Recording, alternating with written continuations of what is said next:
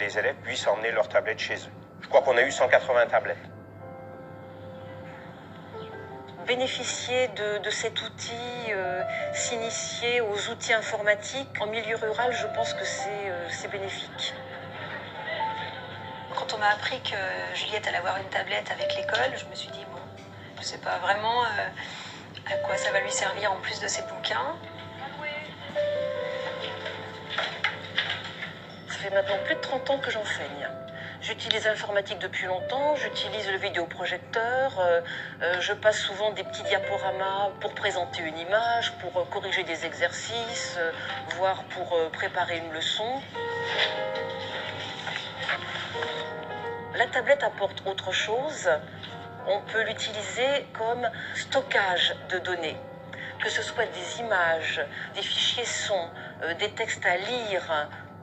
J'ai ajouté 2 exercices sous forme de QCM.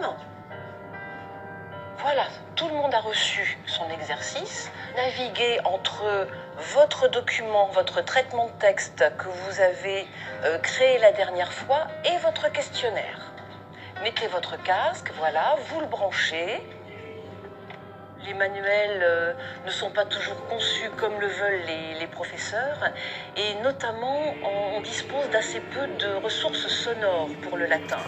Là, je me suis enregistrée pour poser des questions, répéter ce qu'on a déjà appris depuis le début de l'année. Quod nomen tibi est? Quod annos natus es? Quod annos nata es? Je préparais systématiquement mes leçons, mes exercices, les recherches internet pour cet outil-là, pour la tablette. Et l'année dernière, avec les latinistes, ça approchait très facilement les 80% d'utilisation.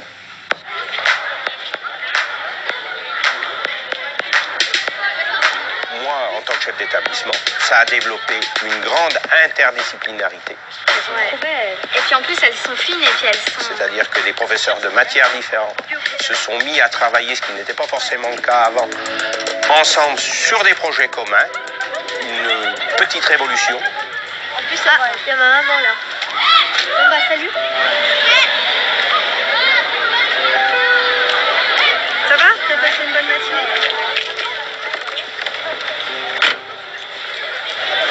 C'est vrai que j'ai appréhendé un petit peu le fait que l'enfant ait une tablette, puisse aller un petit peu à droite, à gauche sur n'importe quel site. Bon, ce n'est pas le cas du tout, donc ça m'a quand même rassurée. On a toutes les matières qui sont en bas, affichées en bas. On peut y aller. Il y a, ce que je trouve bien aussi, c'est qu'il y a une image qui correspond à la matière. Si la professeure nous envoie des exercices ou des leçons, elles vont s'afficher là. Par exemple, là en latin, vu qu'on a travaillé dessus lundi et aujourd'hui, là on a un exercice que j'ai pas commencé encore. Et là j'ai commencé un exercice, mais je l'ai fini, mais je l'ai pas envoyé à la prof. Est-ce né magistère? À l'heure actuelle, je pense que c'est nécessaire que l'enfant puisse travailler avec ce genre d'instrument. C'est vrai qu'à l'avenir, je pense qu'il ne va pas pouvoir faire autrement que de travailler avec ça. L'enjeu était double. Le collège de Charolles est situé en milieu rural. Donc le fait de pouvoir avoir le numérique qui s'implante dans le milieu rural était vraiment une préoccupation qu'on avait. Et au niveau pédagogique, c'était aussi quelque chose qui répondait à une appétence pédagogique des collègues qui sont très férus de nouvelles technologies. Une demande aussi des parents par rapport à la loi de la refondation de l'école. Certains pourront voir ça comme un jouet. Moi, je vois ça comme une façon de stimuler tous les élèves, de susciter une différenciation et une émulation de chacun, que ce soit les très bons, que ce soit les élèves qui sont plus en difficulté, et de faire en sorte que l'élève soit en cours complètement autonome et aussi impliqué dans le cours et qui donne le meilleur de lui-même. Ça m'a donné l'idée de l'intégrer à la pédagogie de classe inversée. Ça consiste à faire étudier aux élèves la leçon, une partie de la leçon chez eux.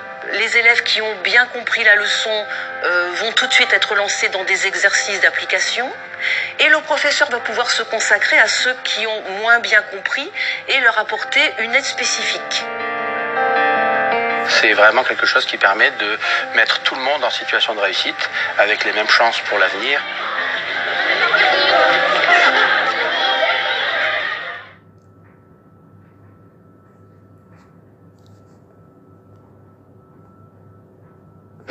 élèves qui sont très demandeurs. On est quand même avec une génération écran. Apprendre à lire, à écrire, à publier, apprendre à utiliser des outils numériques. Je pense qu'aujourd'hui, c'est profondément une des missions, des nouvelles missions de l'école. On est vraiment sur des choses qui reviennent du terrain, qui sont vraiment co-créées avec les enseignants et les élèves. Le ministère de l'Éducation nationale, de l'enseignement supérieur et de la recherche, le ministère de l'économie, de l'industrie et du numérique, le commissariat général à l'investissement et BPI France présentent les services numériques éducatifs innovants de l'appel à projet e-éducation lancé dans le cadre du Fonds national pour la société numérique. 17 projets ont été lancés pour une durée de 3 ans. Des expérimentations sont menées au sein de nombreux établissements scolaires sur tout le territoire. Elles concernent aujourd'hui plus de 50 000 élèves impliquant académies, collectivités, laboratoires de recherche et universités. Une tablette numérique Made in France pour les élèves de collège, c'est le projet TED, des tablettes pour une éducation digitale. Une expérimentation menée en Saône-et-Loire au collège de Charolles.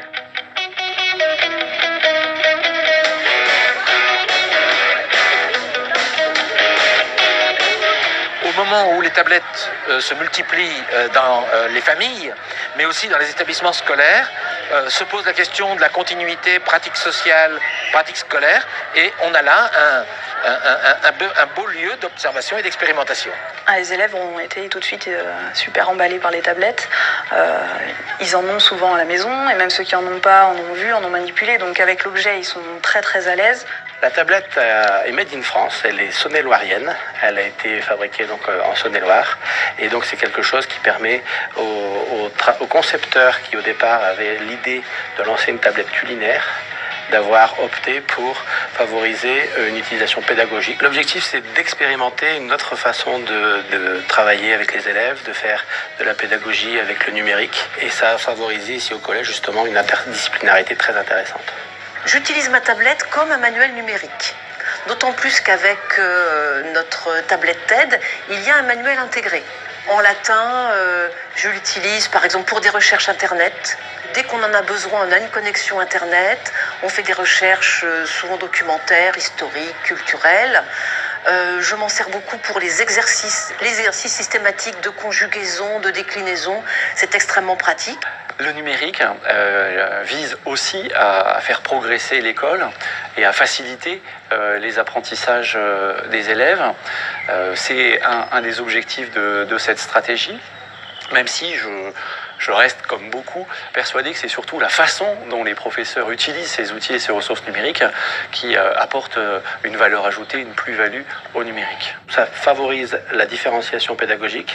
Vous avez les très bons qui sont à leur vitesse de croisière et les élèves qui sont plus en difficulté, qui ont des activités qui sont proposées de manière à faire en sorte qu'ils puissent tendre vers l'autonomie et connaître la réussite. Alors, si vous trouvez les appareils syllabiques, il faut qu'on regarde s'il y a le même nombre de syllabes. Oui. Donc ça fait certamen 3, certamenis. Plusieurs milliers d'élèves ont été touchés par le projet qui concerne 16 collèges avec environ 3000 tablettes. Donc c'est environ 6000 collégiens qui ont pu tester et utiliser la tablette TED. Alors moi en tant que parent, j'y vois plusieurs intérêts. Le premier, c'est que ça peut permettre d'alléger le poids des cartables, des manuels que les enfants emportent quotidiennement. Ça permet une relation quasi permanente, en tout cas facile, avec l'établissement. L'élève peut échanger avec ses professeurs s'il y a besoin. Et puis c'est une façon plus ludique de travailler qui permet d'apprendre un petit peu sans en avoir l'air. Alors aujourd'hui, on va visiter... Moi, principalement, en histoire géo, c'est l'accès à Internet qui m'intéresse. Soit je leur demande d'aller uniquement sur un site, comme on a fait aujourd'hui. Donc je ne leur donne qu'une adresse avec une consigne précise, un site à visiter. Ça fonctionne globalement assez bien. Ce que j'ai essayé de faire aussi, mais avec des classes plus grandes, des 5e ou éventuellement avec des 4e, c'est de leur faire des recherches sur Internet.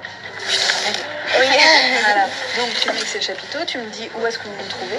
La simplicité, la qualité de l'ergonomie est quelque chose qui fait vraiment partie de ce qu'on a envie de transmettre. Et un de nos challenges, c'est vraiment qu'il n'y ait pas besoin d'un mode d'emploi, dans la boîte de la tablette. On y apporte beaucoup de soin à cette qualité d'interface pour que ce soit le plus simple possible. Pas mal d'élèves ont compris bien plus vite que moi. Ils naviguent très bien entre un fichier, le navigateur. Il n'y a aucun problème pour manipuler deux documents en même temps, deux documents où le navigateur et un fichier. Ça, il n'y a aucun problème.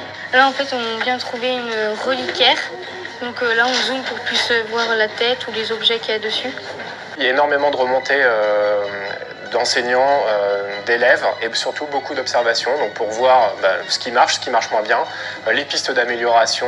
Donc on est vraiment sur des choses qui reviennent du terrain, qui sont vraiment co-créées avec les enseignants et les élèves.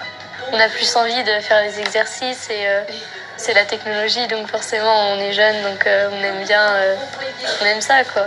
Nous avons un certain nombre d'enseignants qui vraiment essayent dans leur discipline de trouver la bonne combinaison, parfois sans forcément faire des choses qui seraient, je dirais, totalement nouvelles en termes de pédagogie, mais au contraire, des choses qui sont plus près de la réalité du besoin des élèves.